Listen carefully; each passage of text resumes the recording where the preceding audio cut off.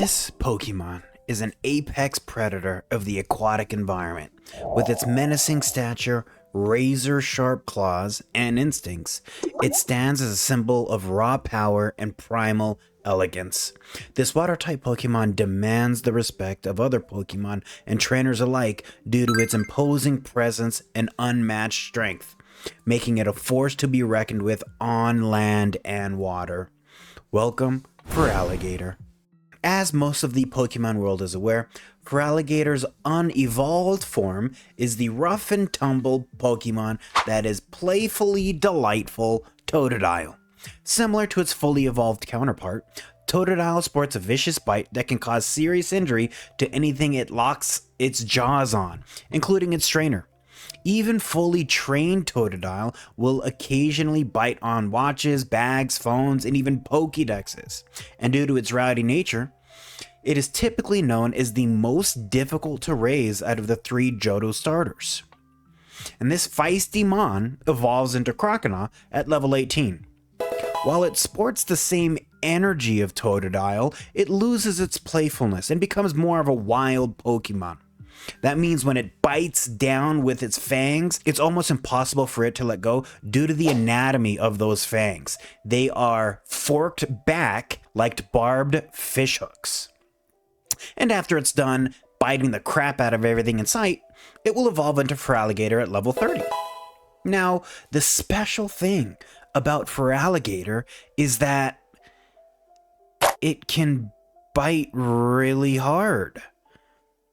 The second this Pokemon has locked its jaws on you, it'll do a death roll, tearing chunks of flesh and body parts out of Pokemon. And while this Pokemon does have decent maneuverability on land, its overall mass makes it difficult to walk around on land, and as a result, it will do the ring crawl. Yup, it'll get down on all fours and chase you like the chick from The Ring. It has respectable attack stats, making it a pretty powerful mon, a decent move pool, and as a result, it's able to sweep. It can sweep a battle here and there, and if you want to see it intimidate other Pokemon, just watch as it opens its giant mouth and roars. This, along with the size of their red crests, is a show of dominance. Obviously, it is based off of the crocodilian family, and it also draws inspiration from none other than Godzilla. Its name is a combination of feral, alligator, and ferocious. And the reason it doesn't have an O in its name is because in the second generation Pokemon games, you were only allowed to have 10 characters. That means the O had to get the boot. Other interesting facts about this Pokemon is that the entire evolution line sleep with only one eye open and one eye closed. This is known as unihemispheric sleep. So it's constantly keeping watch on its surroundings, and it will immediately charge towards any threat that it senses. It's known as an incredibly loyal Pokemon and very dedicated. It never hesitates to defend its trainer, especially when it's properly trained. This can also be seen in the manga. As we all know, Silver steals one of Professor Elm's Pokemon, and in the manga that is Totodile.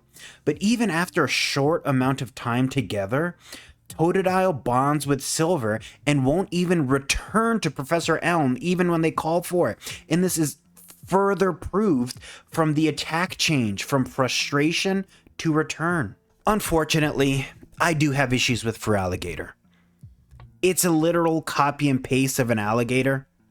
And while those are fascinating creatures in real life, there's a lot lacking in the actual anime. The show did its best to give Totodile a character, as it's always upbeat and it's dancing around, but they weren't able to fully flesh out the personality of Feraligatr. Maybe it'll get a mega or an alternate form in the upcoming game, or it'll get some more screen time in the anime. But as it stands, in my opinion, this Pokemon is middle of the pack just because of its lack of creativity and originality. But with that being said, it's still a solid Pokemon, very popular among Pokemon fans, and still a very solid option if you are wanting to play the games.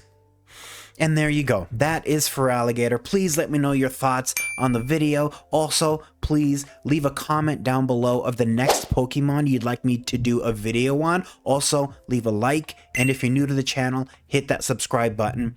Check out some of our other Pokemon origin videos and some of our Pokemon opening videos. And I'll catch you in the next episode. Peace.